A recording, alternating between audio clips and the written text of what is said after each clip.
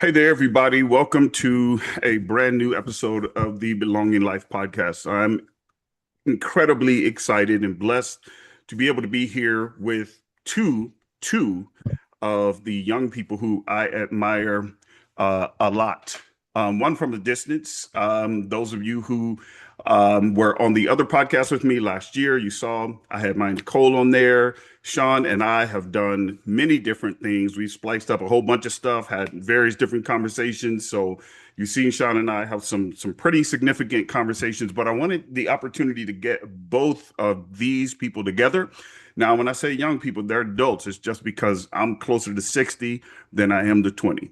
Okay. So I wanted to make sure that we had an opportunity, though, to have conversations like the one that we are going to have today. And it's regarding pretty much our emotional, mental, and spiritual health. I don't believe that these are actual separate pockets of life. I believe that we're a whole human being. I believe that God deals with the whole person. And I think it's really important for us to have conversations around this that aren't necessarily about, somebody talking about who's in the street or who's doing this or who's doing that, but really start to impact and have conversations around things that we see that people are actually failing from and falling from and suffering with. And instead of just pointing out that it's terrible, what we want to try to do is bring some answers. We want to try to bring a starting point, right? What's the first step? What's the next step, right? Or maybe you're in the middle. What do you do from there? How do we continue to encourage you to go on? How do we continue to encourage you to fight? How do we encourage you to bring somebody else into that space, or you go see somebody else, whether that's a therapist, whether that's a coach, whether that's just somebody who you know has been consistent and steady in their lives. And so if you're a person who falls into this generation, I want to have this conversation with these two people with you. And the goal is again, to help you. And so here's the thing that I want to challenge you before we get into this. And they're going to introduce themselves and tell you a little bit about themselves here in just a moment. But here's the thing that I want you to do right now, wherever you are watching this. If you don't have the time to watch all of it, go back and find a space when you can and watch all of it. The other thing I want to tell you to do is keep your heart open, keep your mind open. Don't close yourself off because you said, I need someone to do this for me because I need to get out of my situation right now. This might be exactly what you need, but you need to be open to it. You also need to fall in love with the process. You can't always just say, I just need to get past something today. There's no magic tricks to anything. There's no crystal balls. There's none of that. What needs to happen is you need to be able to go through a process. But more importantly, to enter into the process, you need to be willing to listen so that you can hear the information that you need. But now, information alone is not enough. Transformation comes from application. So, in order for transformation to occur, you have to apply what you hear. That's going to take some time because you're going to have to unpack all of the other stuff, all the layers of childhood trauma, attachment styles, religion, tradition, all that. You're going to have to unpack all of that. Now, can we get to all of that in an hour? Not likely, but we are going to give you enough bones to be able to help you and support you in this conversation. So, with that being said, again, I'm super excited to have both of my guests, and we want to be gentlemen, Sean. So, we are going to let me introduce ourselves. Uh, I was on mute. I'm so sorry. you're good. Hi everyone. I'm Mia. I always need to say first, I'm just a girl who loves God. I'm a girl, lady, whatever you want to call it. I'm still God's girl. So I say I'm just a girl, still his daughter at the end of the day, who just loves the Lord. All around creative. Some of you may have seen my content, you may have not. But a lot of my content is based around, just my general life living with the Lord, things that he has done, things that he is teaching me. And whether it's teaching the Bible or just sharing general life experiences, like I just love to be able to just show that on social media and just to help us all out. So yeah, that's a little bit about me. So I'm super excited to be here and thank you for having me. Yeah, thanks for coming in. So, um, she's humble. So I'm just going to tell you, if you haven't seen her content, it's super good, and she comes across um, very direct in what she's saying, but very knowledgeable. With the tremendous amount of wisdom that has come from her own journey, and it's just really powerful. And so she's kind of downplaying it. I have four adult daughters and six granddaughters, so I get to say, like, listen, you got it. She's got the stuff. So make sure that you connect with her. All that stuff will be connected to the bottom of the channel as well when we are done from Thank for you. today. Go ahead, Sean. Yeah, absolutely. What's up, everybody? I'm a familiar face to some of you, reintroducing myself to others. I am a son, a nephew, a brother, an unc, a coach, but above all things, a son in whom my heavenly Father is well pleased of. And I'm excited to be here and share this space with you all. Um, it's going to be an awesome conversation. Y'all know how we like to rant and yap and all the good things. And you are in a healthy space to unpack a lot of these things and just have beginning conversation. So I'm excited. Um, I guess if I had to add any other layers of credentials, graduated from the University of UNT with a religion degree, and just taking my talents into coaching, Let's faith-based go. relationship, all the things included, and it's been an amazing journey, and I'm excited for more. Now, I'm gonna throw Sean under the bus real quick, but Crazy. because he knows I love him. At one point, he was like, "Hey, I wonder if I should finish this journey in school," and I was like, "Uh, I'm not your daddy, but yeah, that's an easy yes for me." So I'm Yeah. glad that he made mention of his accomplishment, and I'm excited for him. But he too is a young man who I think I met when he was either 19, because you were 19. 25 now, I'm 26 now, man. 26. 19. Yeah, So we I met think, met it when I was yeah, 19. I met Yeah. you when you were 19, Yeah. and he had a lot of questions, and we had a lot of conversations over a 4-year period. And so, once again, just another phenomenal young man. I don't like to say the sky's the limit, but for both of them finding their lane, I believe that there's nothing is impossible with God in those spaces as they continue to move in there. He's a great orator, incredible with people, and all of that has been learned over the course of time. Much of it on his own because he's very inquisitive. He's gonna ask you a whole bunch of questions. So, and I appreciate that for sure. But that's been fantastic. But thank you guys so much for being here. This is just a conversation. It's just going to be us. We're kind of letting people in on our conversation today. So we're not even necessarily thinking directly about there being an audience. So I want us to kind of talk around that and this whole emotional health ideal. So we're going to talk about emotional health, spiritual health, relational health. Um, we're going to get into that from this particular aspect of things. And so the first question is not even on the question list that I have here today, but the thing that I want to kind of ask you all is what are you seeing right now in your generation that you would like to address just off the top? What do you see right now that you're saying, if there was a thing that I would address specifically, it would be this? You got it, Mia. Go Sean, for I was gonna say you're more boots on the ground than me. it. uh, um, So, yeah, I definitely don't mind leading that. I would say there's so much that comes across my mind. Um, Man, I think for me, the biggest thing I would want to address is the belief of this generation. Um, I think the biggest thing that I run into with people that I have the privilege of sitting with and helping through various lanes of life is that at some point at an identity place, we've kind of clinged to different meanings from different experiences that we've had.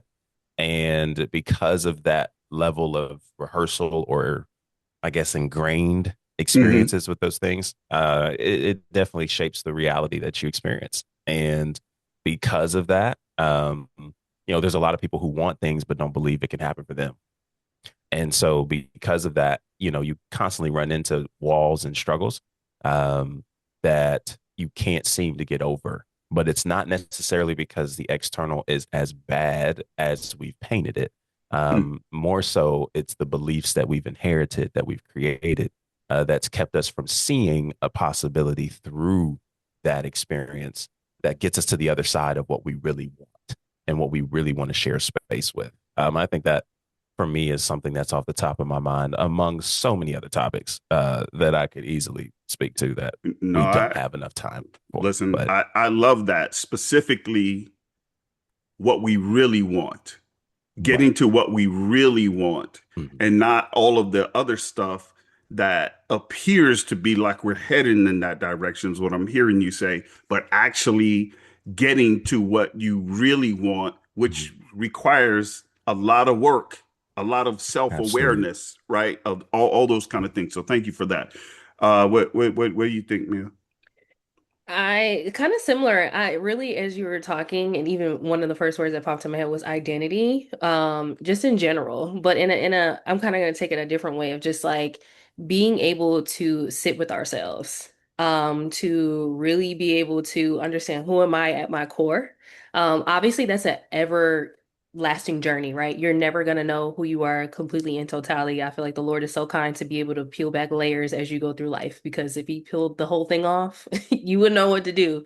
But I do feel like what I see in my generation is like, kind of similar to what Sean's like, we want things, we desire things, even striving for certain things, but that identity piece of trying to be someone who we're not, or attempting to take on things that we shouldn't be taking on, is really what I'm saying. And not being able to sit with ourselves long enough to figure out like what type of capacity am I carrying right now? What do I not know about myself? What have I been pushing down in order to not react in a particular way or to not be a particular person? What have I experienced? Like, similar to what Sean was saying, what experiences have you had which shape how you act and interact with the world today?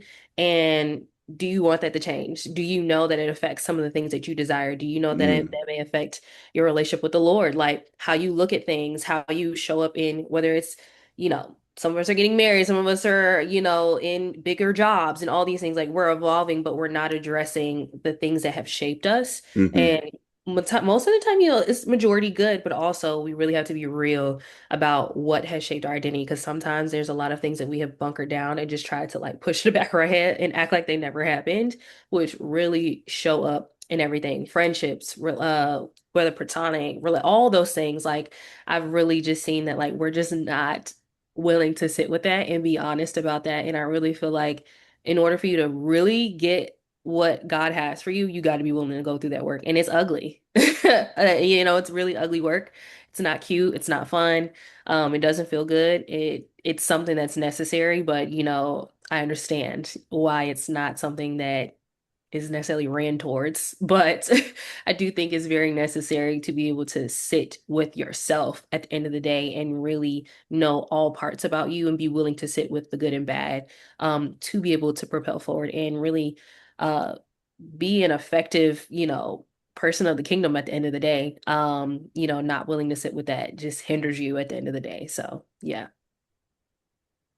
Okay, we're done. Thank you. It was good talking to you guys. I appreciate you.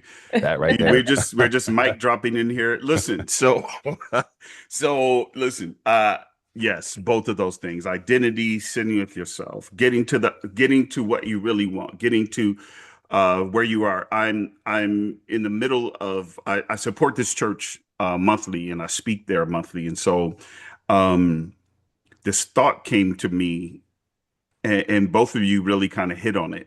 And I think this goes just kind of for everybody, because these same young people we're talking about ultimately become me, right? You get into your mid 50s. If you're blessed, you get into your mid 70s, so on and so forth, right? You become an older version of you unless you started evolving with being able to sit with yourself and being honest with yourself and asking yourself these honest questions, which a lot of people, even my age too, I'll be honest with you, they haven't done it either. So they end up by themselves, they end up alone, they end up bitter, they end up mad, they end up accusing everybody else for not doing something that they thought that they should do and coming over to their side of life and so on and so forth. So anyway, but then this church, I'm going to be preaching a message, and the message is this. I'm doing a series of things there. Is the in the message is this where I'm called to be, or is this where I've learned to be? Mm. And you see, you feel me? Because we have this idea of like, well, this is where I'm called to be, and we use it. Sometimes we veil it in other language like this. Well, this is just who I am. And okay, I can make space.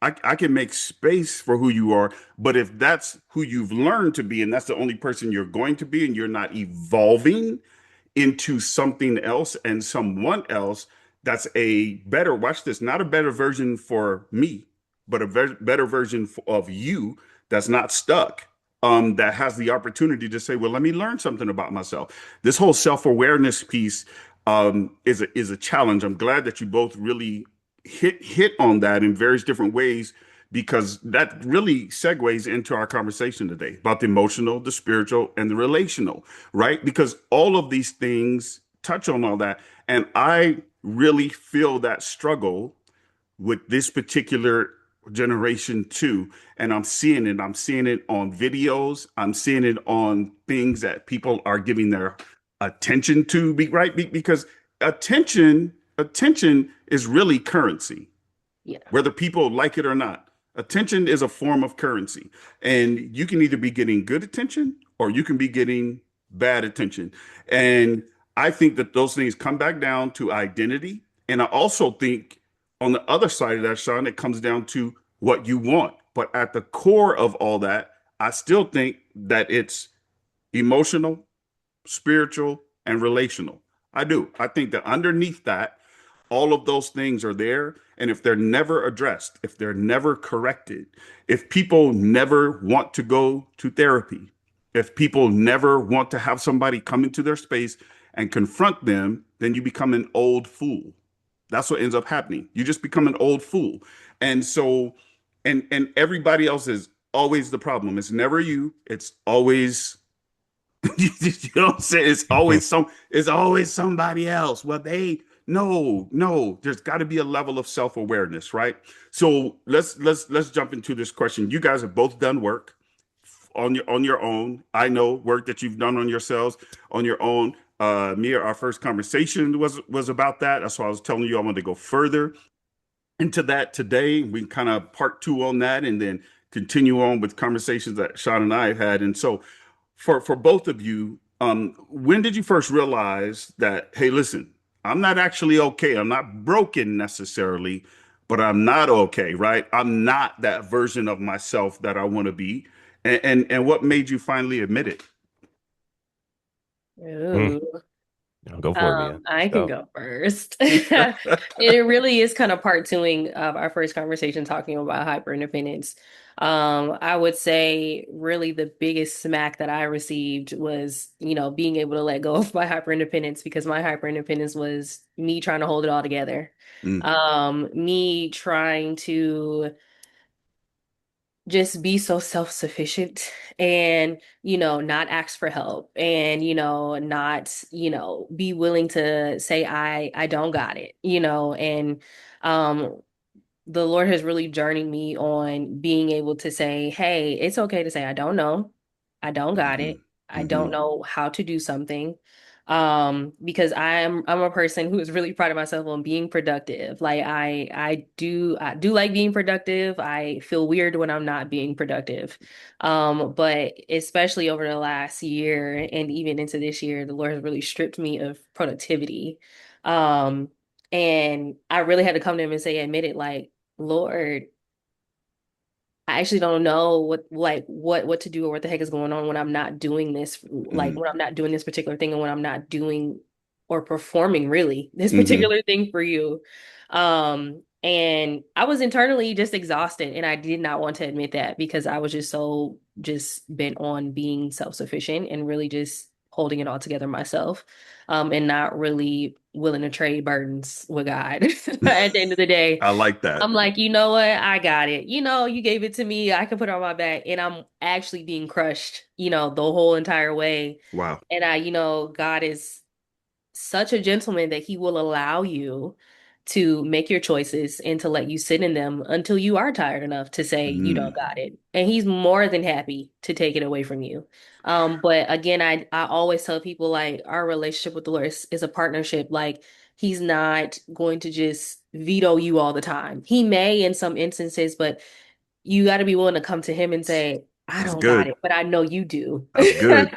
And that has just been helping me just to manage all that. Because really, me just not willing to give up my burdens was me just trying to manage an appearance that I just did not have the strength nor capacity for. So yeah, like once I just really you get to that point where you are really truly at the end of yourself and you just can actually say, I actually don't got it, Lord. I don't know what's going on. I don't know how to do this. Like that's where I feel like the transformation really happens because you're able to know like at the end of myself, I get to meet him. And if anything, he's been wanting to meet me throughout this whole entire process, but he's willing to meet me at the end too. So yeah. So I have a question for you. What was behind the self-sufficiency? Yeah. What was the thing that was pushing the identity of I got this? Yeah. I got this better than God does. What was behind that? It's how I was raised.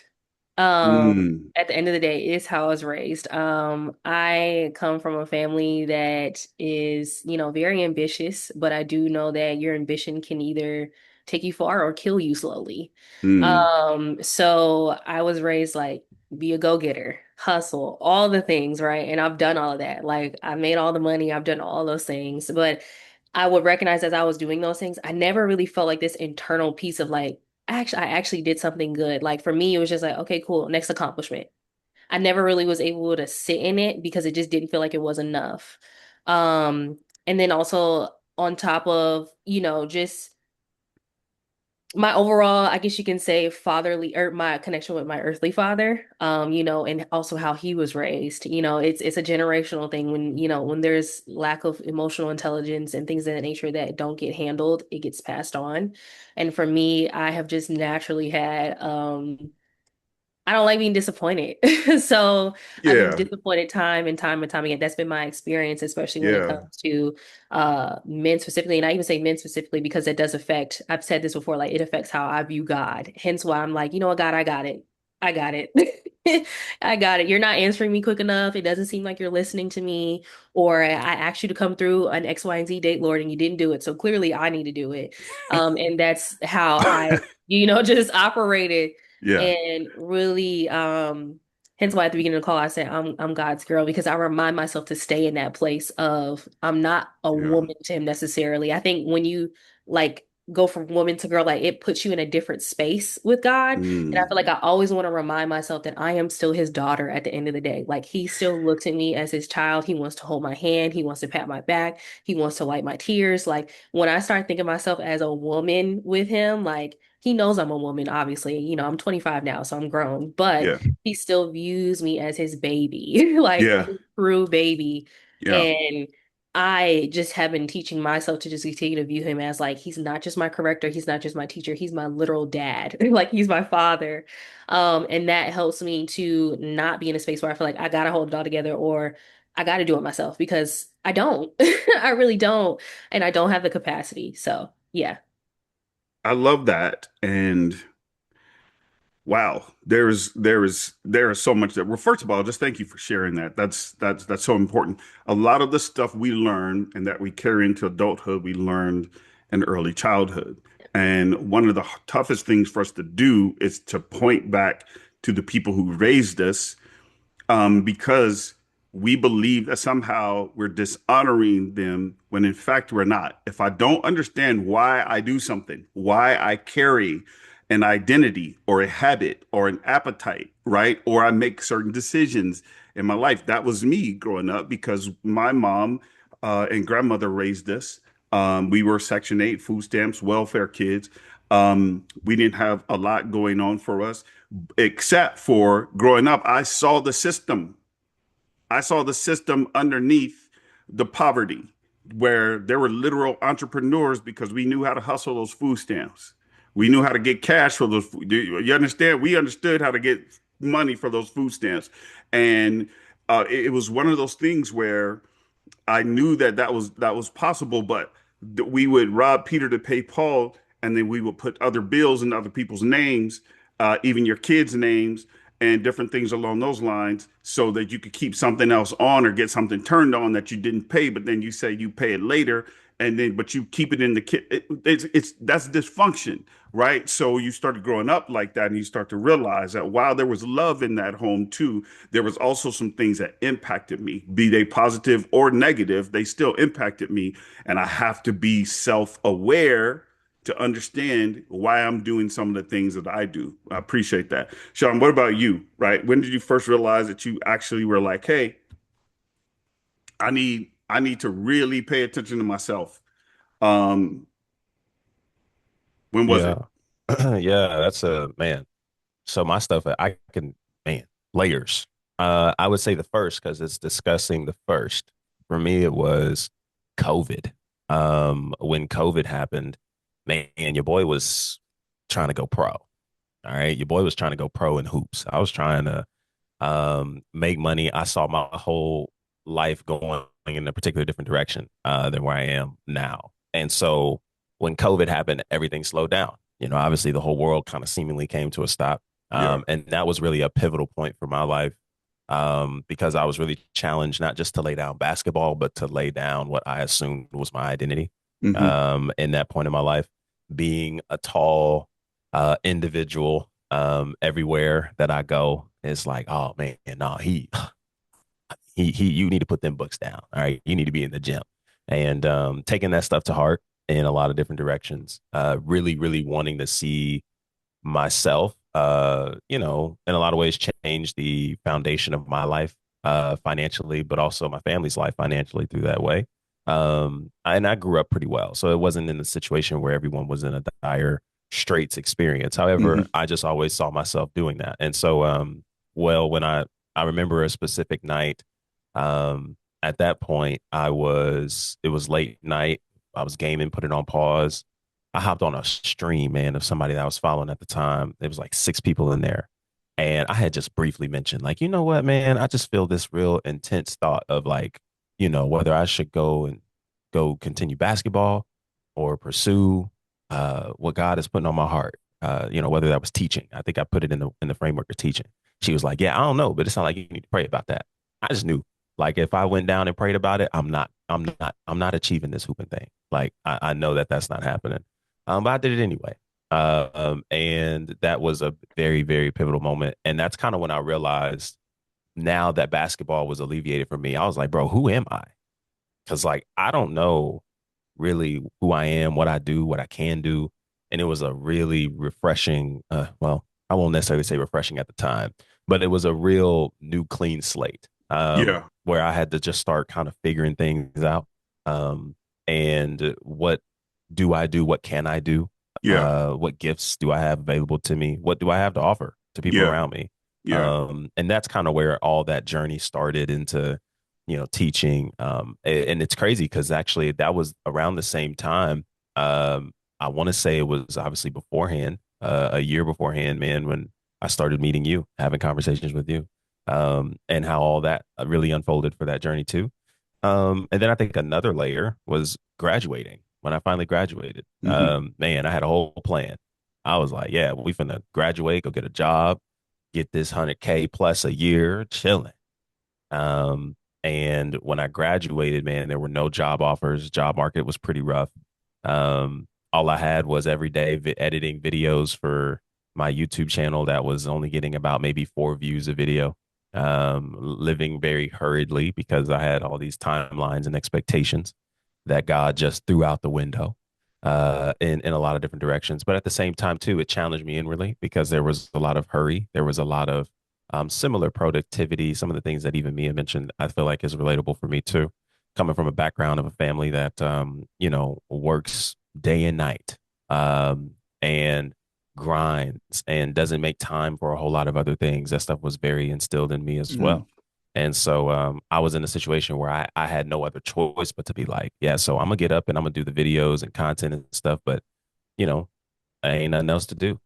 Like I'm and there I was dealing with the insecurities. I was dealing with the challenges mentally of not making money.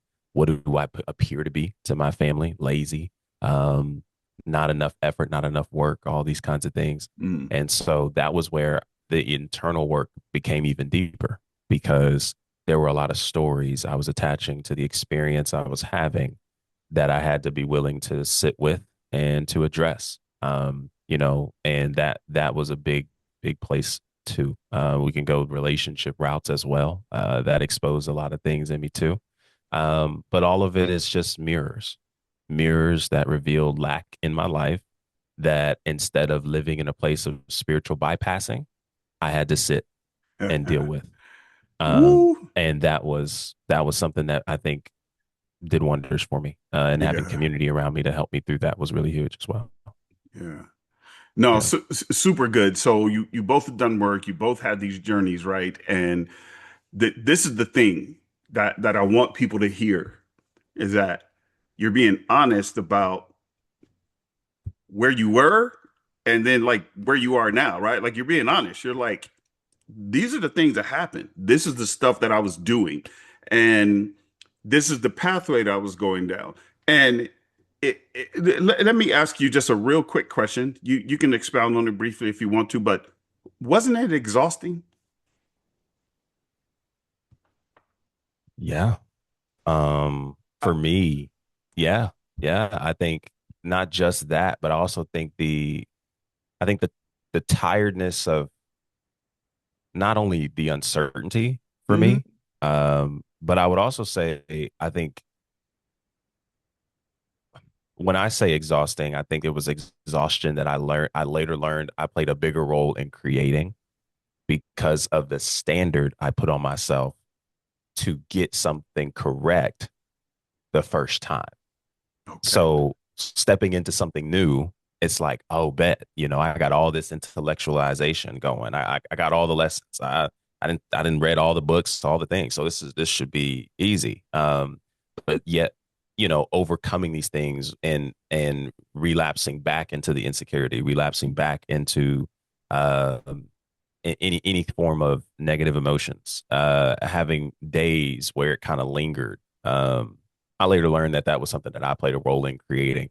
And so I think the exhaustion really came from more so of what I was trying to do and force still instead of just simply being where I was, being in the process, developing, being okay with where I was, who I'm around, and looking for the abundance in it instead of focusing so much on the lack in it.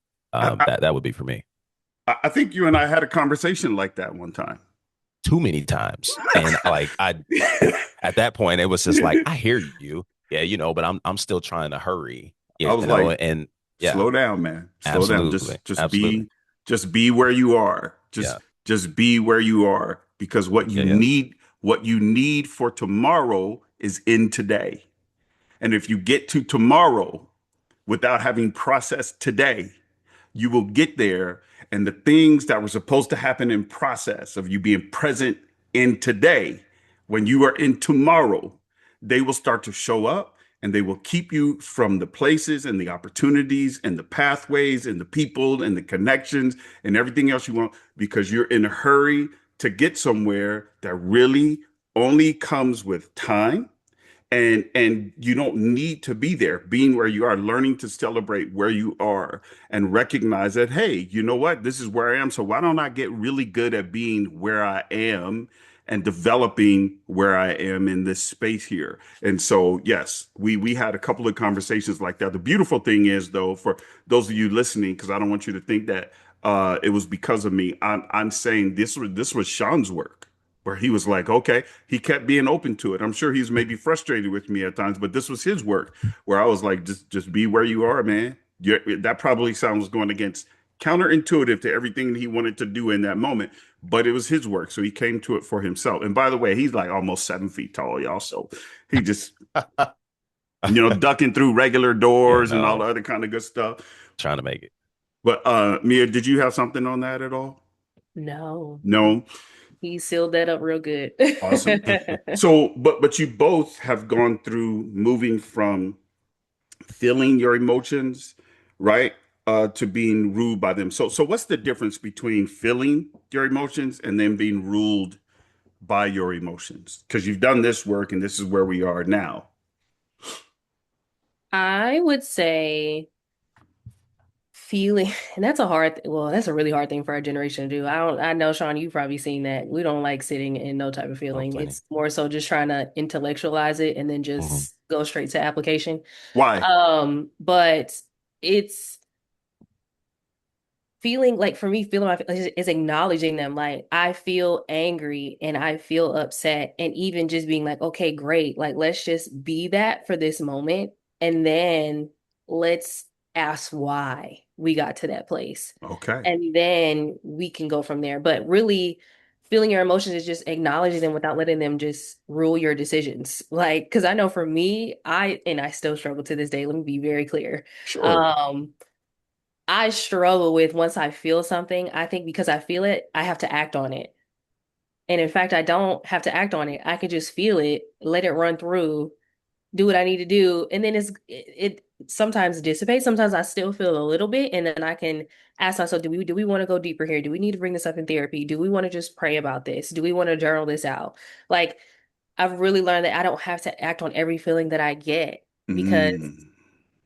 I think really being aware of how volatile and ever changing your surroundings are, like naturally you're gonna have emotions and things in nature that are ever changing and all the things, but really just being okay with like, I don't gotta act on being well, one, the Bible does say be angry but do not sin. So yes. Yeah, right, So right, yes, be angry and do right. not do anything about that.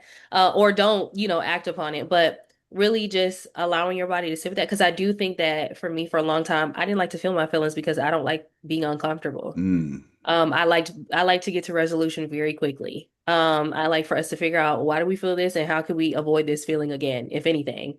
And you start calculating, you get real logical, and you start one plus one in, and you try to make it equal to that kind type of thing. But really, just acknowledging it and being okay with that you acknowledge it and that you're feeling it, and then give your chance to continue into processing because I think sometimes we're just so like I don't want to feel this again. So what can I do to Mm. get this out of here? But really just letting it sit. Sometimes through letting it sit, you just really dots start connecting. So yeah, I just acknowledge it and sit in it. Be uncomfortable. Be okay with being uncomfortable. Like you grow so much in being uncomfortable.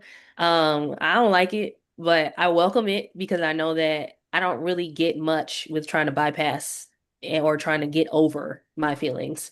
In fact, I focus on getting through my feelings, instead of trying to get over them because getting over them is really, that could be a form of spiritual bypass, just trying to like put it to the back of your head and be like, well, Man. whatever, all the things. So, but I, yeah. I, I mean, I mean, David says something that we all talk about all the time, and I think we just miss it, Mia. We just miss it. David says, "Yea, though I walk through the valley of the shadow." There was no way around where he was. There Yeah. there wasn't there wasn't there wasn't an out. It was through. That was the way. The way was through. And he acknowledged, God, you're with me, your rod and your staff, they comfort me, right? And we just don't want to pay attention to that. So sitting with discomfort, we think that's an identity thing. Would you guys agree? I do. Yeah. I think, Right, yeah, right. yeah. This is about my identity. Yeah. So, but it's not about your identity. It's a feeling. It's just how you feel. That is not your identity, but you can make it like that if you take that identity then and then you live the rest of your life, or that feeling, you live the rest of your life around it, and that's the way that you approach everything, right? But this is what it's going to be. This is how I'm gonna deal with this. How I'm going to address this. So to your point, Mira, you're like, I don't want to feel this again, so I need it to be over. I need to be able to move past it. I would say to those of you who are listening, there is something in those spaces though that we are to get from those spaces so that we don't keep allowing ourselves to believe that one moment, that one instant, that feeling is something that will derail us for the rest of our lives. There's some information that's telling us this feeling somehow knocks me off of my center, takes me off of this, that, or the other. But the truth of the matter is there's something that we can learn in all of that. But I really appreciate you sharing um, the difference, your difference in the way that you see it. I think that'll be helpful, Sean. Yeah, I think you said something there regarding information. I think emotions are information, right? And so this is the differentiation that I often share in various ways, but it comes down to the crux of this: feelings invite curiosity. Being ruled by your emotions has you moving reactively, Yeah, right? And so a lot of people describe their emotions as, well, their fear of feeling emotions, and the fear doesn't necessarily always look like me hurrying out of the space to not feel. Sometimes the fear is through intellectualization. Sometimes the fear is through, well, let me try to put the pieces together to know what kind of key terms to use, the right script to say. Sometimes the fear is, in a lot of ways, spiritual bypassing. Well, the Lord just knows my heart, and I'm going to go ahead and quote scriptures off the top of my head and hope that that resonates. But what I tell mm, people all the time is that you know, it's not that the scriptures in and of themselves are the problem. It's that you've developed an identity that has not created the healthiest soil to receive the seed, which is the mm, scriptures that you are running to that can be helpful, but it's not resonating because there's a programming in you that is already filtering that out and going against what God says about you. So we can't just then add scripture on top of this programming and then think that the word is going to do that on its own. It requires your participation to be curious about where does this go. And curiosity doesn't mean, well, I need to figure out the absolute root every time, right? Curiosity doesn't mean I need to get into a quiet space and just sit down. Sometimes that can invite that. Curiosity also brings about a level of tension, and tension builds capacity. Tension builds emotional resiliency. Tension gives you the opportunity to go through your day and just allow that emotion to be present without feeling like it has to leave you to be okay. yeah, A lot of people are not, more people, it's not necessarily that I'm afraid of rejection, fear, sadness. They're more so fearful of it because they don't know how to handle it, not because of the emotion itself. And that's so, what good. I tell people is that your confidence to recover is what we're building on so that it's greater than your fear of failure.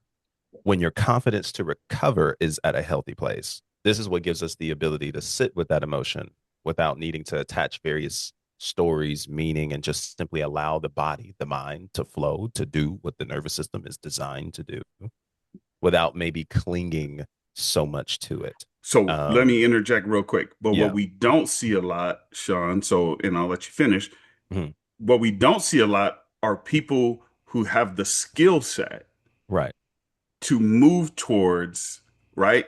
Saying, my nervous system is all over the place. right, So now how do I get centered again? How do I bring myself back to being centered, right? Once again, because even our third question here, and we'll move past it quickly though, is about we treat everything again as like a flaw in us if we don't mhm, know how to do it, but we don't learn how to actually recover from it. We don't learn those things. And so we don't even go looking for that. We feel like yeah, we're trapped in a cycle of something that we just can't get out of. And we're like, well, my mom and my dad, everybody survived like this. This is what they did. I watched them do it. I watched them move through this without it, but it impacted you and now you're doing it. And so we don't see a lot of people moving towards figuring out how to actually recover. Would you say? yeah. I would agree, and it's a mixture of not knowing how. I think it's also a mixture of, especially in today's culture, and speaking to people in my age bracket. We found a way to allow social media to be the definition of everything instead of actually putting ourselves in places to understand exactly what we're saying. I had I told a client one time we're going to stop using buzzwords in this call. Like we're gonna put an end to that because we don't really know what we're saying. This is just a terminology that we're running to because this is what we're used to calling things. And let's try to get recentered on some things. And I think a big part of that recentering is the curiosity, which is giving ourselves permission to feel those emotions. And so before we Mm. do that, maybe sometimes before you get into that place of curiosity, here's a great application. I have a lot of grounding exercises for people to engage in, right? So perhaps it's just simply breathing slowly, and it's not witchcraft. We're not inviting all kinds of different Right, spirits into your right, body. right. You're breathing. This we have to partner with the very Breath work. design. It's just Yeah, breath it's breath work. work. It's just breath work. Like we're not trying to get you to do nothing crazy. Okay. Just get into a calm place and breathe. Inhale slowly through your nose for 4 seconds. Slowly exhale through the mouth for 6 seconds. Take 10 deep breaths. Take more if you need them in the moment. Okay. Grounding yourself can look like, hey, I want you to look around and just list 5 things you see, 4 things you feel, 3 things you hear, 2 things you smell, 1 thing you taste. That puts you back into the present moment. Maybe another example can be we need to just really ground ourselves. So maybe if you're in a calm, seated position, whether at your home or something along those lines, hey, let's just maybe take your socks off if you feel comfortable enough wherever you are. Okay. And I just need you to press your feet gently down on the ground. Just press them gently, slowly down on the ground while you're breathing. Now, a lot This of is people aren't going to know this, but they're yeah, hearing from you on this now. So, one of the things, again, I want to interject. So, yeah. forgive me if I interrupt you. No, go for it. I want people to reach out to Sean in this space if this is the kind of stuff you're like, I need to learn how to do that. So Yeah. you're if you're listening to this, the reason why this information is coming to you now, and it's the first time you're hearing it. And again, this isn't weird. We're not going up and humming with some rocks and throwing crystals in the air. That's not happening. These are simple techniques that will help you calm yourself down and move yourself to a place of recovery where you can hear and keep you from going off on people and telling people like this is just me. This is just nobody wants to hear this is just you. That Yeah. that gets old. That means that you haven't evolved. You've Yeah. you've you've grown up. Your hair's gotten gray like mine, but you haven't evolved as a person. There's got to be a place where you self reflect and check in and become aware of you. And we have to stop saying everybody triggers you. Everybody doesn't trigger you. You haven't addressed your triggers. But most people don't even know you to be able to trigger you. And so when you have these preconceived, though, thoughts and ideals, you go, I can't be in this space because this is going to trigger me. No, no, you're using that as a reason not to become, not to evolve, not to mature. So I just want to say that because we're a little soft in some instances with this generation, especially these people like, well, just Jesus does love you, and you still need to know the truth because you cannot be transformed without truth, right? It can't. It can't happen. Do we need to create safety for people to be able to express themselves? That's what Mia was saying. Like, I need to be able to sit with this and say, I'm not happy about this, but not for 12 days, not for Right. 12 months, not forever, not as an identity, right? Just as a moment, as a moment. I need to sit with this and let me process it, but then I need to come out of it. I need to recover from it instead of wearing it like a shirt. That's Yeah. that's what needs to happen, Yeah. right? No, that's beautiful. That's beautiful. And I think the last thing I can add to that, because I know there's so much more to unpack in this conversation. I had an injury, a staph infection to my lower left leg that required surgery when I was going into the 7th grade. If I waited 2 longer weeks, I may not have a left leg. That's kind of how deep it was. Had the surgery, drainage, all the things, had to go through therapy. I'm no longer on crutches. I no longer have to wear a leg sleeve when I get into the shower to protect the wound. I no longer have to take antibiotics to fight the infection. I'm no longer limping. I may have a scar, but I'm no longer limping. I have the strength back to be able to engage with this lower left leg. Why am I telling you this? Because I believe that just like your limbs can heal, your broken limbs can be repaired, so can a broken heart, so can a broken spirit. And so we don't have to live in this world or in this space where we feel we are forever healing in one area for the rest of our life, because there is a God who has the ability to restore you.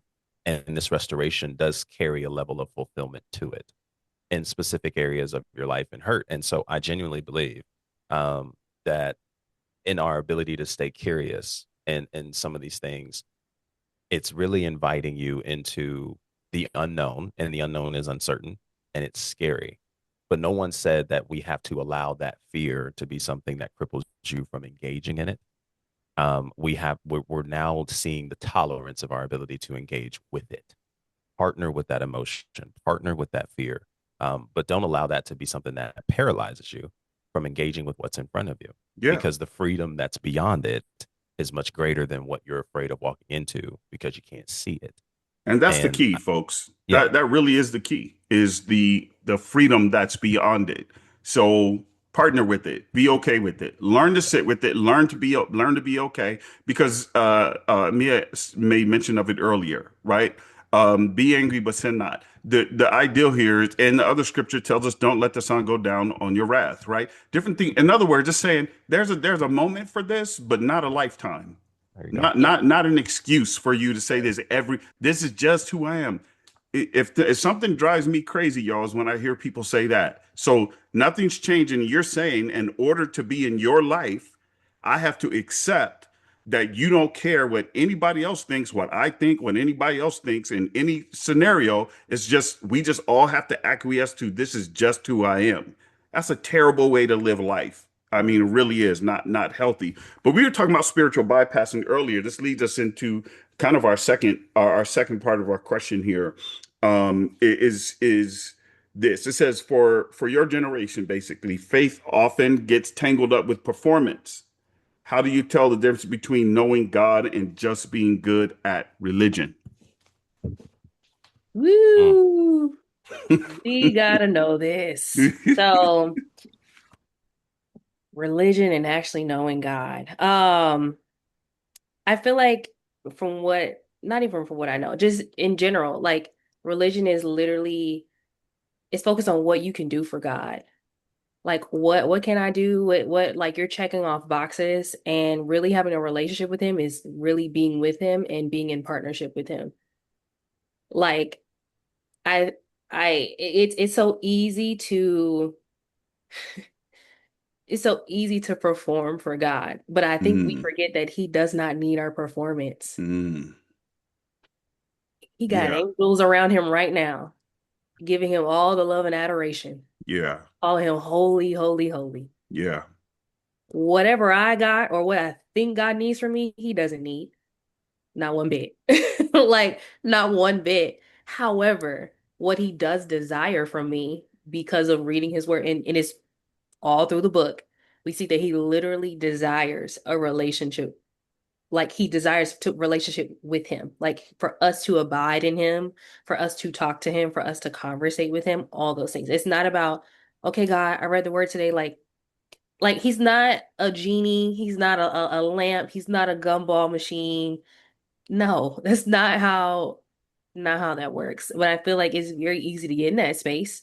Obviously, and that can come from a multitude of things. That can come from how you were raised in the church or right, your experience with, there's a whole lot of nuance there, but really it's like just like really having a real relationship with God is being with him and abiding in him and sitting with him and really like understanding this is a ping pong game. Like we're going yeah, back and forth. It's not yeah. just I'm pinging the ball over to God and he's like, thank you. Like that's not how I it's not love how it that. works. And it can get like that. Like you do again, multiple things make you feel like you got to perform for God. And that comes from a multitude of things, and that really can come from, experiences and all the things, but he doesn't need it. Not one Yeah. bit. He just wants us to literally just be sons and daughters with him, to listen, to be open to what he has to say, and for us to tell him and be open and real about our thoughts, emotions, all the things. Like that's the differentiating factor for me. So No, I love that so much. Yeah, I have so many thoughts on that. I want to get some other stuff in here. Sean, what do you say? yeah. This is man, it's crazy because like there's a lot of thoughts, but I want to minimize it to this. I'm gonna say as a beginning conversation, I think the difference between knowing God and being really good at religion is what do you do in silence? Mm, Um, how do you handle silence? yeah. What is your relationship to silence? Um, I think that there's a lot of things that are wrapped up in practices of religion that I think inherently can be a good thing, right? You read your word, you go to church, you have a prayer closet, you take communion, you float in every room. Awesome, right?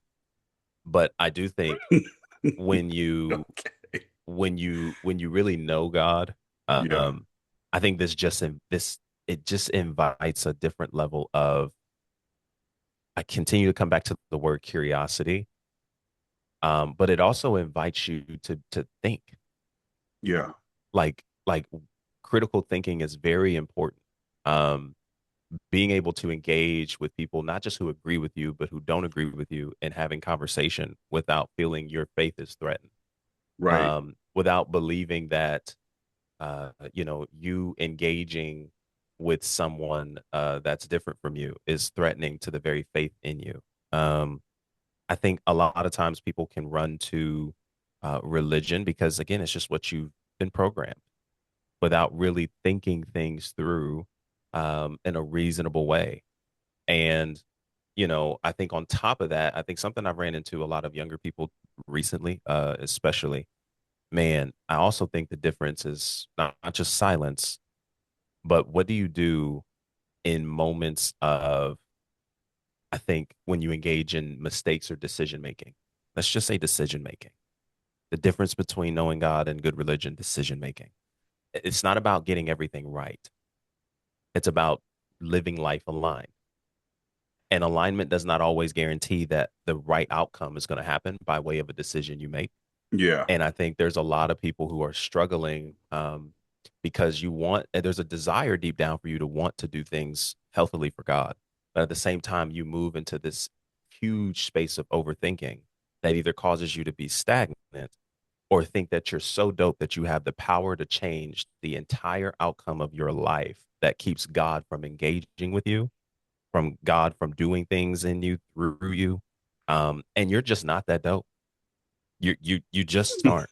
And I think the idea Yeah. of some of that showing up in people's lives is genuinely comes from a well-meaning place, but I think also has a really sticky experience for them because they feel as if their spiritual growth is hindered in the event that they're in process and they continue to relapse in something that they're constantly working with God through. And I think there's a lot of that too. So, what do you do in silence? And then, what is your lens of decision making? Right. Because a lot of people come to God and, like, hey, God, make this decision for me, not necessarily because they fully trust God's decision making, but because I don't trust myself to see what this is and make a healthy decision. And then that's how we get into spiritual bypassing, overthinking, and trying to wrap spiritual language around everything. And this is how you have people going on first dates saying that the person in front of them is their spouse and they don't know them.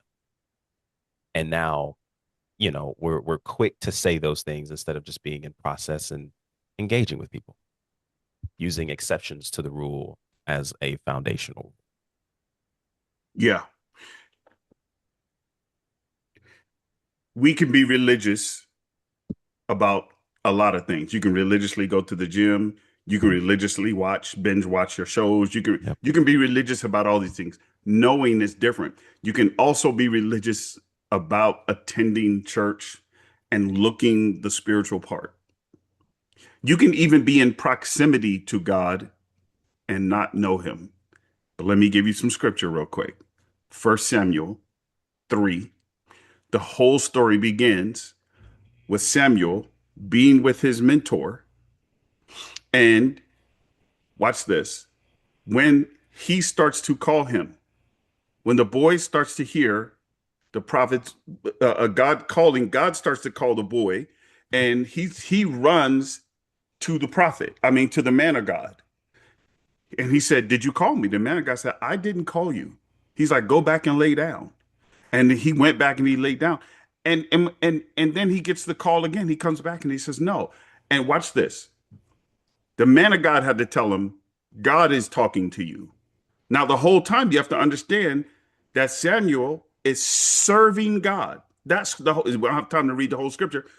Samuel serving God. And first Samuel 3:7 says this. Now Samuel did not yet know the Lord.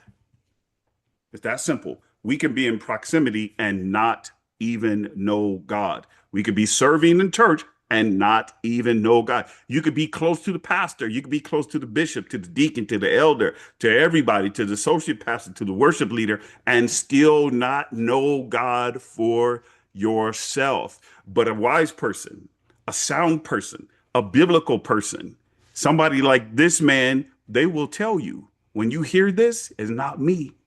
You need to turn your heart to God. And this is where I make that difference, right? Because there's people who do things and they think, as Mia was saying, they're performative. And we think that if I just perform more, God will love me more. No, I put this on my thing yesterday. You are totally and completely, thoroughly, unequivocally loved right now. You know what? These are the things that get the lowest views, the lowest likes, and the lowest all this because we think that it needs to be some kind of magic. We need it to sound deeper. And it's just that simple. Just like me was saying, it's just that simple. You're already totally loved. When Jesus said, "It is finished," it was finished. It was over. The thing is we do more performing than we do receiving. And the truth of the matter is if we just receive the kingdom, when we walk in it, it will start to have its impact for us. But we think somehow that we're supposed to perform through it. And God never intended that. But that's what happens when we get in a culture that says performance wins and being still, Sean, what you said, being still, this is what Jesus say. What did God say? Be still and know. Be still and know what? Know what though? He didn't just say, know that I am God. Be still and know. So it's really important for us to be able to grapple with these kind of things, right? And understand them. So thank you both so much for sharing that. I only want to keep you for about 10 more minutes. So let's jump into this other question here, okay? Um, we have in the relational health space, okay, we have hundreds of people that we know online. Both of you guys have reach and impact, but this generation pretty lonely. You hear it all the time. I see it all the time. I have seen more videos of where the good man at, and there's more dudes like I'm staying single, bruh. I ain't, hey, bruh. Where wait a minute. We're the most connected. And what's crazy is some of these things have 45, 55, 65, 70, even some over 100,000 views on it. Yet we're the most disconnected relationally. What's wrong, y'all? What's wrong? I like Um, this. Go for it. yeah, Go this for is it. real good. Yeah. Because boy, I've had this conversation many of times. Um, we're connected, obviously. I think social, let me just be real. I love social media most of the time, not all the time. I love social media. I think it's a very great tool that we Sure, have access to at sure. the end of the day. And at the end of the day, I say tool because I feel like that's how you always have to view it, regardless of if you love it or hate it. It's a tool. Um, but people don't know the difference between like like we're connected but we're not known. Like it's a difference. I see that we love being connected on social spaces and we love doing all the things, but we actually don't have people who know us in real life because we're not willing to engage in spaces where we actually become known. And there's a whole lot of nuance to why some people it's easier to you for to engage online and not in real life. But Mm, however, I do know that on this walk, it is non-negotiable for you to be in community. And just because you have access to someone on socials doesn't mean that you are in intimacy with them either. You build intimacy with real people in real life when you do real life with people. You don't build intimacy through a phone screen. You don't build intimacy by hopping on a live or whatever the case is. You may feel it, but that's not real. Like doing real life is what is going to, I don't even want to say cure, but handle that. If anything, I can't even think of a better word at the moment. But we're just so connected, but we are not known in real life. And I think that's why it's just a plague of just wanting to be so overly connected to socials, but not willing to connect in real life. Like there's so many relationships that I've taken offline because for me, I can't do the virtual thing for too long. Like at this point, like let's just go ahead and take this offline because I want to see how you are in real life. Because I also know that social media is really for me too. I do share things I go through or whatever, but it's a highlight reel. I'm not telling you all my business. I'm not. You don't know everything about me. So it's a Yeah. big, huge highlight reel for the most part. I'm choosing to show the good and some of the bad sometimes, but in real life, that's where you really get known at. When someone is able to read your emotions, like ask you questions about yourself. You can only do that but so much through a phone screen and through text. It's kind of like a long distance relationship. You can only, you can't not see each other in reality. Like it'll only be something in a particular like sphere virtually, but you got to be willing to take it further. But I don't know. It just seems like and I don't know if you see this, Sean, but I don't know. I think we're kind of allergic to connecting in real life. Um, it's more preferable to keep it social based, like just on social media. I don't want to say like you can be social in person, but yeah, it's just Okay. we're connected, but we're not Yeah. known. Yeah. So Yeah. that's my thought. Uh, oh, okay. Before you share, Sean, let me ask you something real quick, Mia. Just and you can expound on it if you'd like to briefly. How do you feel about dating apps?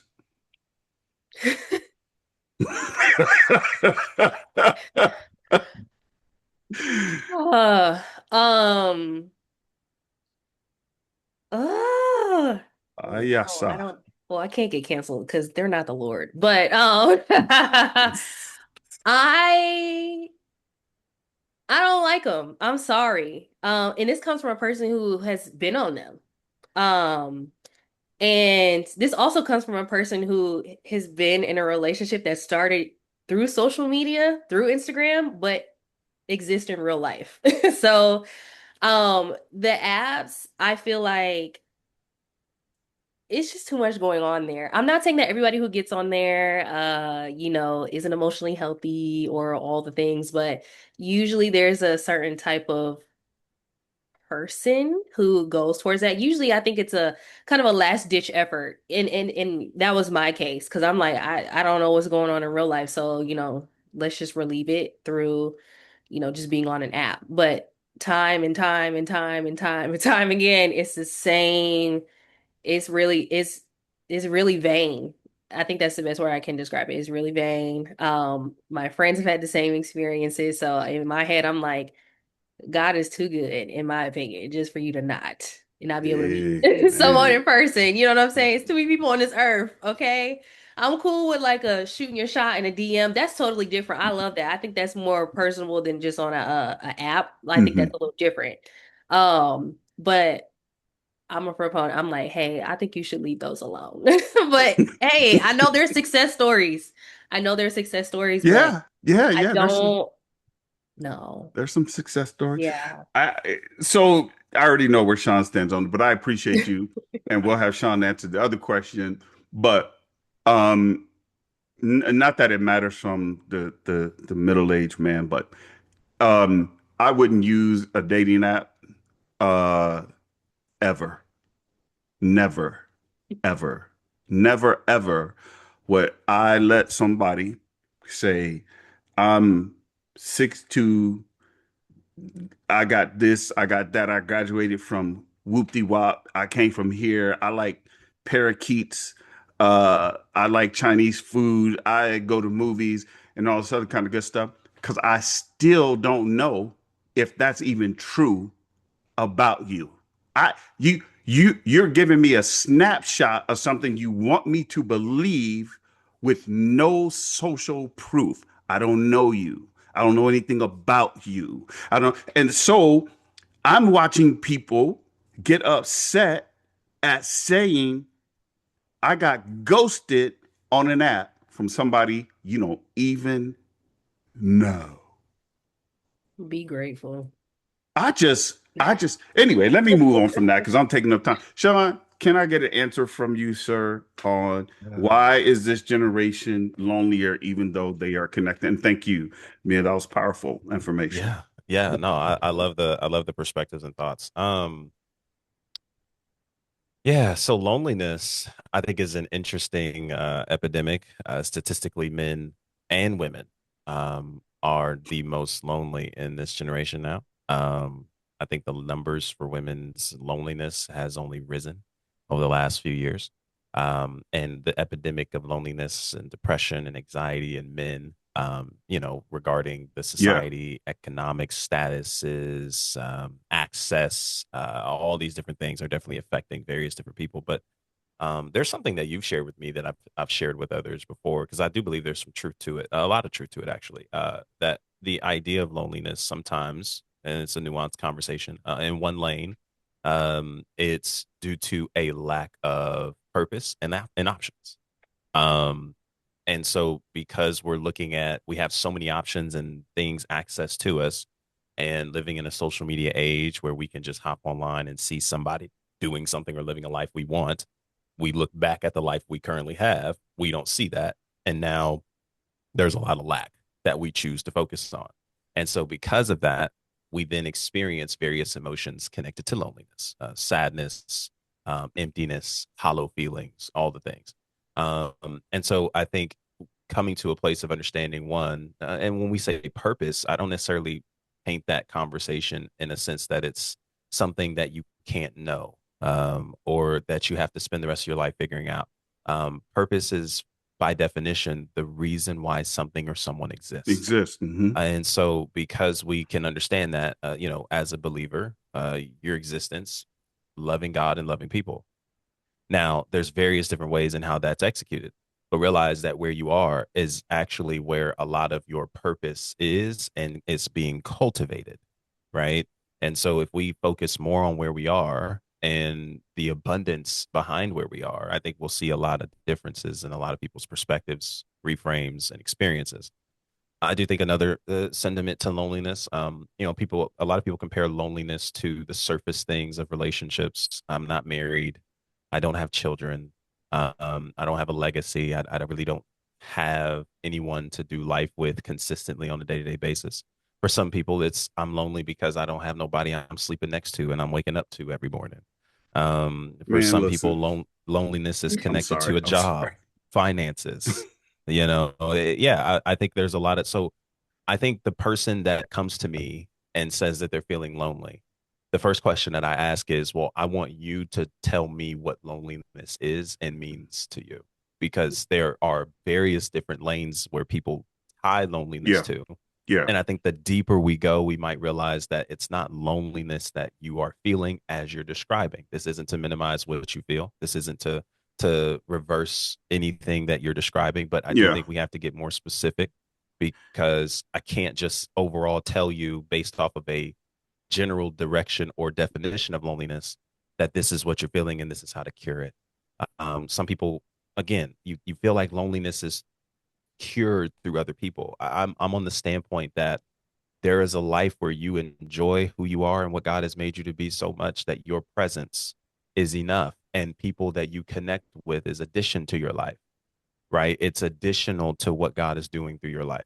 Yes, community is important, all the things, but if you don't find a level of comfortability in being in your own space, and you have to be out every day, every weekend, you have to be at every Bible study and group session, you got to be at every vacation Bible school, you got to be at every, I just, I don't necessarily see um, a certain level of healthiness to that, um, because for some people that's an escape.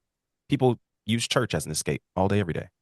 Yeah. Um, and just like you can use church as an escape, you can use anything else and everyone else as an escape. And so I think there's just a lot of unanswered questions in that realm, that if someone were to come to me and say, "Hey, I'm feeling lonely," I would introduce the conversation through those lenses. mm, And especially with an emotional sensation wheel, I bring up all the time in a lot of my work. I want you to point out what emotion you feel when you're saying, "I'm experiencing loneliness." And you might be pointing out some different emotions that may not necessarily resonate with loneliness specifically. There might be more to it. And then that might be how I address it. That's good. So I appreciate you all sharing that with me. Um, we're not going to stay on much longer. Loneliness.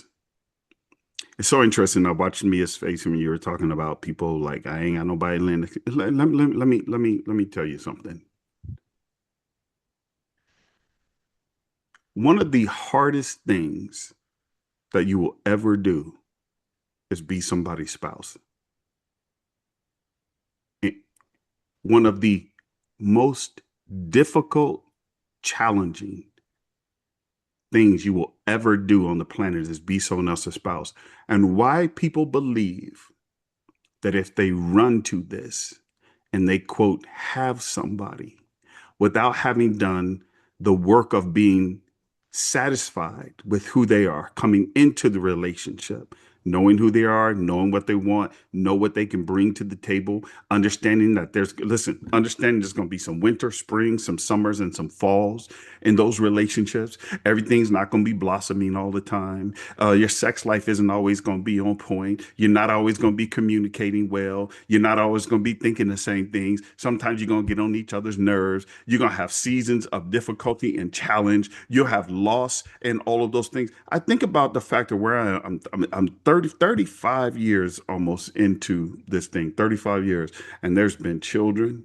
There's been now there's 8 grandchildren. Now there's and I just had one last Friday before last. Just had a brand new grandbaby. And Amazing. so I listen, y'all. Listen, then the other youngest one, now her and her husband, they're pregnant. And so just getting ready to be number 9. So I listen, we've had parents die, right?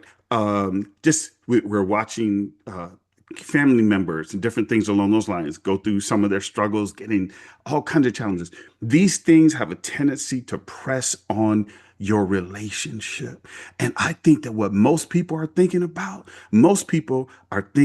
having sex and doing it in a way, and this is their ideal of I just need somebody to lay next to. Well, you're just horny. I'm just calling it like it is. You just horny, but you're not thinking about what it really takes to actually cultivate a relationship. Because the person that you are with, listen, my therapist said this to me. I was with him last Friday, not this past Friday, yeah, not yesterday, Friday before last. He said something to me. He said, I can tell after these 90 days, he said that you are on the trajectory to be somebody completely different than you were before. Mhm. Listen to me on this, y'all. Even in your marriage, I'm not the same person that my wife got married to almost 35 years ago, August. She's not the same person that I got. We have the same names, but we evolved. There's new things that came up, challenges, and we've had our own challenges and struggles and stuff. Why people feel like this is the pinnacle, especially y'all's generation. I'm confused. I'm genuinely confused. This idea of if I had somebody, no. Because there are people who are more lonely that are married. And this is what they don't understand. Than the people who are single and get to do what they want to do. You got to answer to somebody. Somebody got to ask you where you go, where you spend money, what time you coming home, when's this happening, when's that happening, when you going here, you going there. You all of this stuff is a part of it.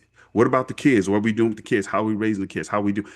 And then I'm looking at the other friendships. I'm looking at the quality of friendships that people have, y'all. When I was thinking of this question, Sean and Mia, I'm thinking about the quality of friendships. Mhm.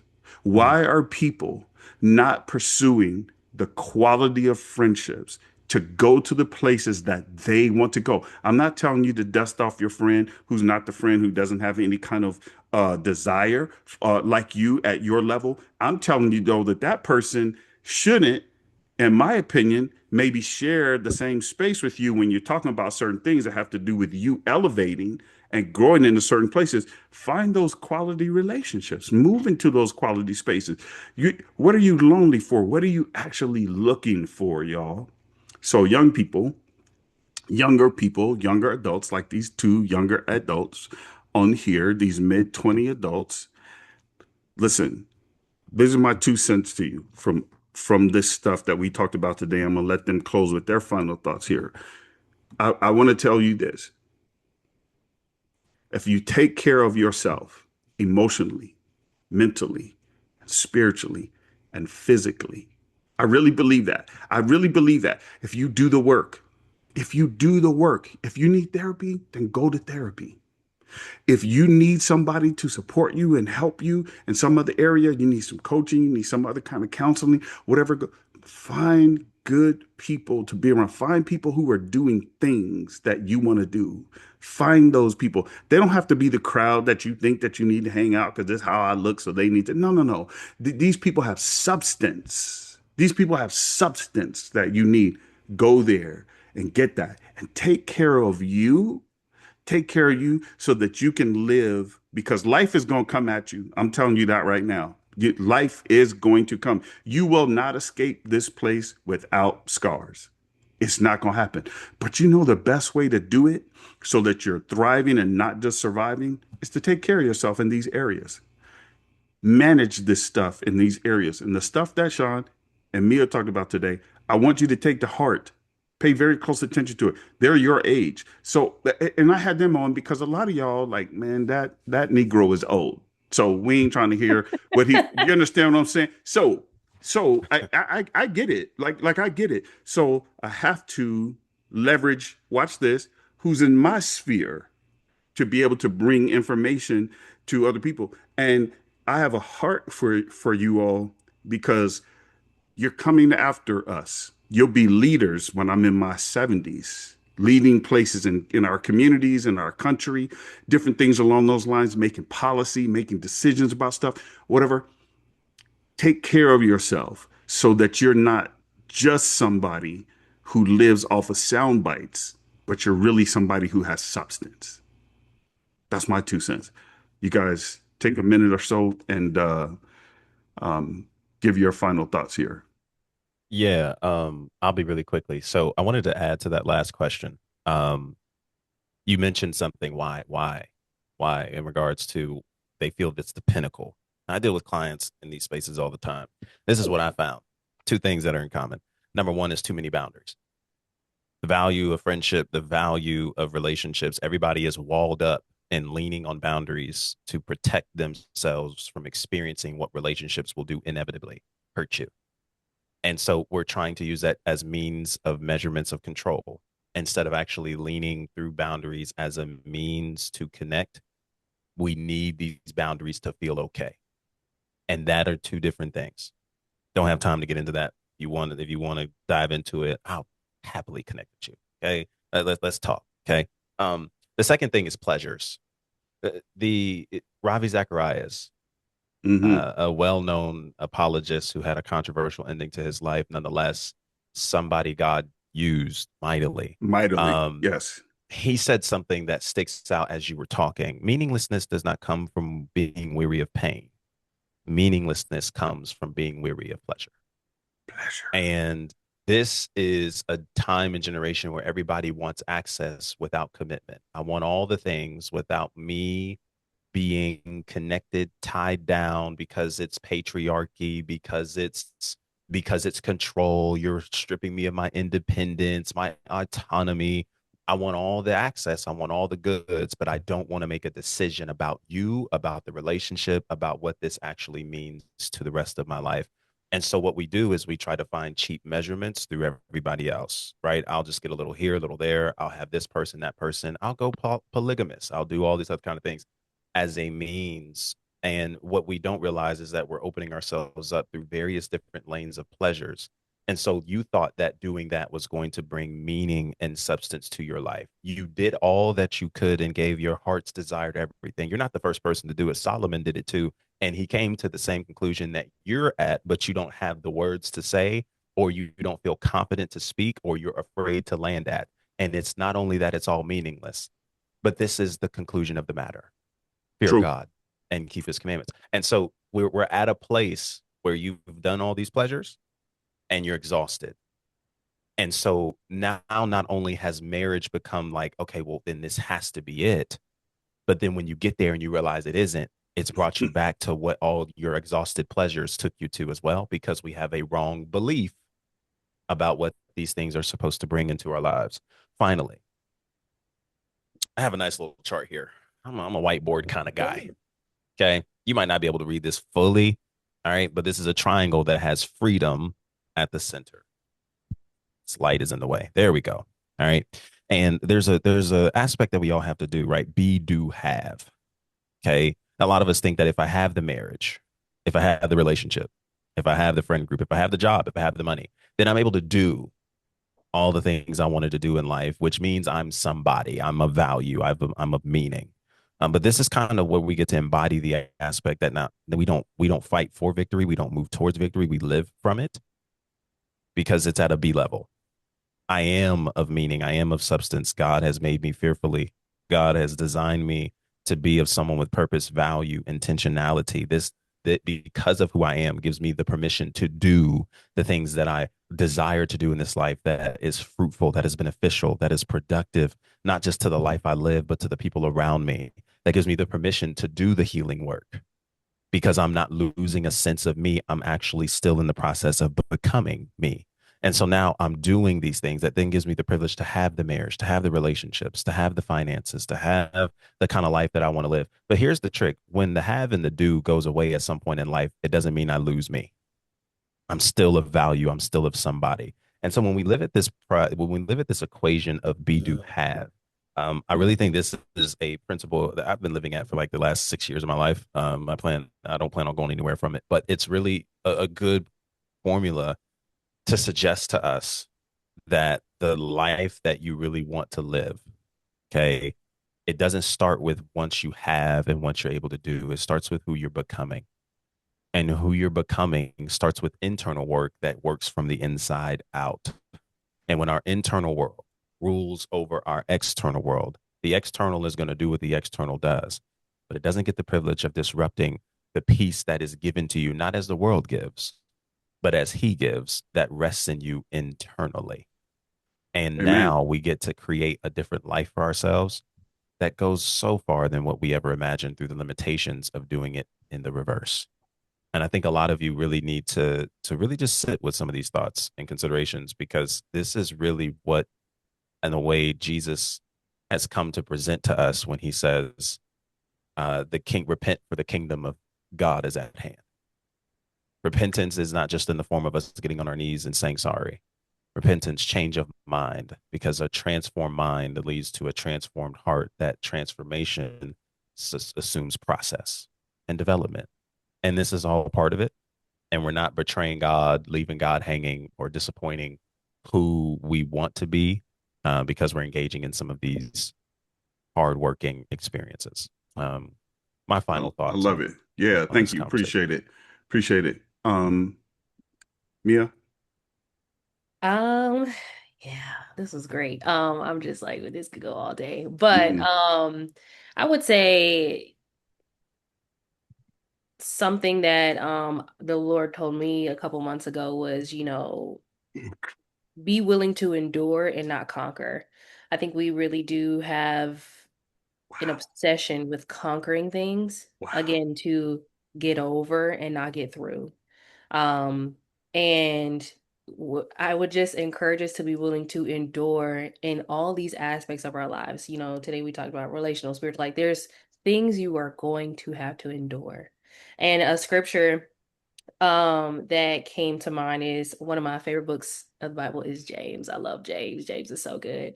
But James says, count it all joy, my brothers, for when you meet trials of various kinds. For you know that the testing of your faith produces steadfastness, and let steadfastness have its full effect, and you may be perfect and complete, lacking in nothing. So literally, how you become better, how you become who the Lord has created you to be is through endurance. Your endurance is built when you choose to go through and not get over. So chill on the conquering. I think we love to be in a space of wanting to just conquer, conquer, conquer. And in fact, I do think, socials will teach you that, just the kind of space where we're so focused on just conquer, conquer, conquer, get over, get through all those things. But really, a lot of the times God is inviting you to take a beat, and that beat is endurance. hey, you're gonna go through a good minute of not feeling comfortable, feeling stripped, feeling whatever the case may be is, but I am purifying you. I am making you more like me. I can't make you more like me if you just choose to hop over the thing that I've put in front of you.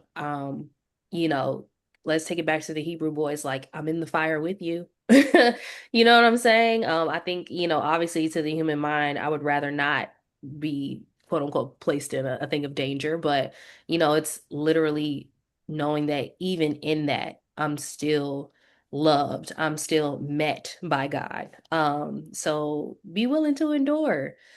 Because you're gonna endure for the rest of your life, so you might as well just get used to it. It doesn't ever stop. But I can tell you there's so much joy in being able to endure well. In fact, I would encourage other people to maybe even pray about, hey Lord, how do I endure well?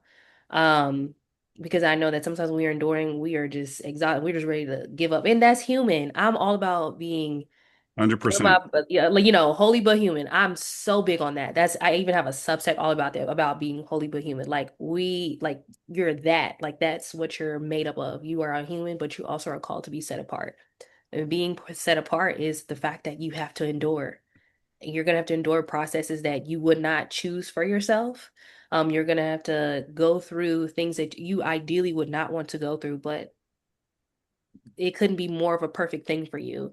And just trust it because it's divinely orchestrated by the Lord's hand. And yeah, it's not cute, it's not comfortable, it's ugly. And but on the other side, boy, you're gonna be like, I'm so grateful I had 3 months of ugliness for a lifetime of joy. I'm not, and keyword, I'm saying joy and not happiness here. I want to be very clear about that because joy and happiness are two different things. Joy is about being able to be steady regardless of circumstances. Happiness is so fleeting, and especially for our generation, we expect to be happy every day. No, the Bible doesn't even promise you that. I'm sorry. Um, but that's why it says take joy, not take happiness. Like be joyful in that. And I found joy in being crushed by facing myself and enduring, which is crazy to say because I don't like it. But it's just so much joy in that and knowing that, wow, the Lord really is so kind to show me myself and to show me where I could be more like him. So that's all. Nah, we need that cash app. Yeah, yeah, yeah. Yeah, we need to pass the plates. For Yeah, both of you, be do Lord. have um endure. Good soldiers endure. Um, the happiness. Ugh, I gotta go. Why you want to get married? I just want to be happy. Mm-mm. Lord, have mercy. Lord, have mercy.